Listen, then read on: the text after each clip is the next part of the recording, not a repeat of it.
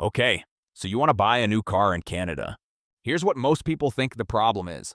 Prices went up, salaries didn't keep up, simple math, simple problem. Here's what the actual data shows, and it's going to surprise you.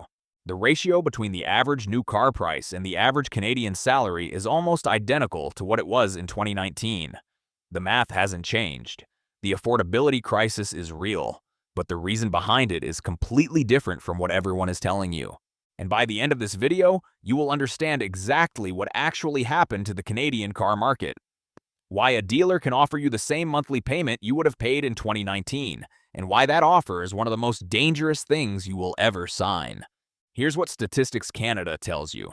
The average new vehicle in Canada sold for $43,567 in 2019. In 2026, that number is $57,444. That's a 32% increase over 7 years. But here's the number nobody shows you next to it. The median salary for a full-time Canadian worker went from $53,095 in 2019 to $69,800 in 2026, also roughly 31% higher. The ratio between the two? Almost identical. 82.1% in 2019, 82.3% in 2026. So if someone tells you Canadians are squeezed because cars outpaced salaries, that is not what the data says. And if you build your argument on that, someone in the comments will pull this number and you'll lose the debate. The real problem is completely different, and it's hiding one layer deeper. Because the worker earning $69,800 is not the person who got priced out. The person who got priced out earns $46,300. The actual median income when you count every Canadian adult, not just full-time workers, students, part-timers, seasonal workers, people between jobs. For that person, the average new vehicle costs 124% of their entire annual income before tax. And the product that used to exist for them, the entry-level car under $20,000, has been quietly removed from the market entirely. Here's how that happened. In 2010, cars, sedans, compacts, hatchbacks represented 44.8% of all new vehicle sales in Canada. By 2025, that number had fallen to 12%. Trucks and SUVs now represent 88% of the market, and the average truck or SUV sells for $57,276 versus $45,162 for a car. This is the mechanic behind the average price increase that nobody explains properly. It's not purely inflation, it's a product mix shift. The industry stopped making the cheap thing and started making more of the expensive thing. And the average price went up, not because your dollar buys less, but because the affordable option was removed from the shelf. The last entry-level car in Canada was the Nissan Versa, the only new vehicle still under $25,000. In 2026, Nissan discontinued it.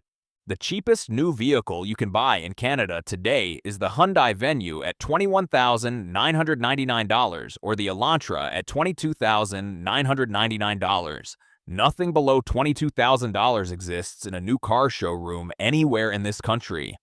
But the disappearance of the affordable product is only half the story. The other half is what the industry replaced it with. And it's not a car. It's a financial structure. Here's the most important number in this entire video. $812 per month. That was the average monthly payment on a new car loan in Canada in 2019. A $43,567 vehicle at 4.5% interest over 60 months. And here's what $812 per month buys you in 2026. At today's average loan rate of 7.5%, stretched over 96 months, 8 years, $812 per month finances a $57,444 vehicle. Same monthly payment, same car on the lot, completely different deal underneath. In 2019, you paid $5,166 in total interest over 5 years. In 2026, to keep that same monthly payment, you pay $20,514 in total interest over 8 years.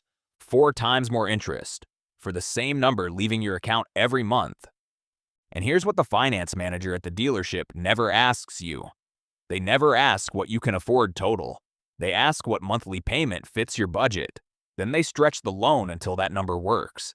72 months, 84 months, 96 months. The vehicle price becomes almost irrelevant. The monthly payment is the only number that matters in that room, and it's the one number that tells you the least about what you're actually paying. TD Bank confirmed in February 2026 that average Canadian auto loan payments now sit around $1,000 per month. That is not a payment for a luxury vehicle. That is the average. But the monthly payment trap is not even the worst part of this story. The worst part is what happens after you sign. Here's something almost no one talks about. In the first quarter of 2024, 7.2% of Canadians who tried to sell or trade in their vehicle owed more on the loan than the vehicle was worth. Average shortfall, $5,050. 1 year later, first quarter of 2025, that number jumped to 23.5%. Nearly 1 in 4 Canadians trying to sell their vehicle was underwater. Average shortfall, $7,710. By the third quarter of 2025, 18.1% still underwater. Average shortfall now $8,100. This is called negative equity, and it happens because on a 7 or 8 year loan, your vehicle loses value faster than you pay down the principal. A new vehicle loses 20 to 30% of its value in year 1 alone.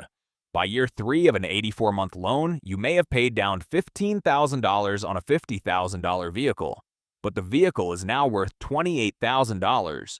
You owe $35,000. You are $7,000 underwater. When you go to trade it in, and the dealer will absolutely encourage you to, that $7,000 deficit gets rolled into your next loan. You start the next 84 months already behind. The dealership earns a commission on both transactions. You carry the debt from both. This is not a fringe situation. This is happening to nearly 1 in 4 Canadians who try to exit a car loan right now. And while this trap is closing around them, the actual cost of running that vehicle is running far above what anyone budgeted. Here's what most people calculate before buying a car. The monthly payment. Here's what they forget. Insurance. Since 2019, the average Canadian auto insurance premium has risen 28.4%. In Ontario, the average annual premium is now approximately $2,120. In Brampton, $3,341. In high-risk Toronto suburbs, 23% above the city average. Auto theft has driven Ontario insurance claims up over 500% since 2018. That cost gets passed to every policyholder. Fuel. The national average sits around $1.69 per liter as of mid-2026. A mid-size SUV driving 20,000 kilometers per year burns approximately $3,300 in gasoline annually, even after the consumer carbon tax was removed in 2025. Maintenance, oil changes, tires, brakes, filters.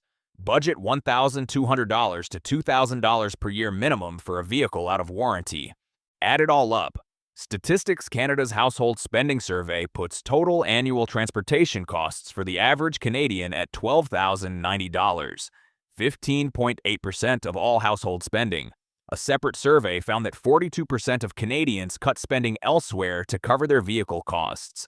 The payment is $1,000 a month. The vehicle costs $1,373 a month. The difference between those two numbers is the part that slowly hollows out everything else in the budget. And this burden is not landing equally across Canada. Here's the part that changes how you see this entire situation. The Canadian car market is not collapsing, it's splitting. Auto Trader data from 2026 shows that consumers with strong credit scores are buying more vehicles than a year ago. Consumers with weak credit scores are buying significantly fewer. The market isn't becoming unaffordable for everyone, it's becoming inaccessible specifically for the bottom half of earners. The people who needed the $18,000 entry-level car that no longer exists, who now face a minimum entry price of $22,000 for the cheapest new option available, who are being offered 84-month financing as the solution to a price problem that financing cannot actually solve. Equifax reported in early 2026 that auto loan delinquencies, borrowers missing 3 or more payments, rose 10.8% in a single year. Among Canadians under 35, the delinquency rate is approaching 3%. New auto loans are at a 3-year low. The people who can afford the market are buying. The people who can't are either going deeper into debt or leaving the market entirely. And the vehicles sitting in the lots are not getting cheaper. Because the industry has no financial incentive to build them cheaper. Here's the real insight. The Canadian car market did not become unaffordable because salaries fell behind prices. The ratio is almost the same as it was in 2019. It became unaffordable because the industry eliminated the product that served the bottom half of the income distribution and replaced it with a financing structure that makes an expensive product feel affordable by stretching the pain over 96 months and $20,000 in interest. The monthly payment stayed the same, the cost of the loan quadrupled, and the debt follows you because the vehicle loses value faster than you pay it down, and the next purchase starts where the last one left off. The dealer is not your financial advisor. The finance manager is not your friend.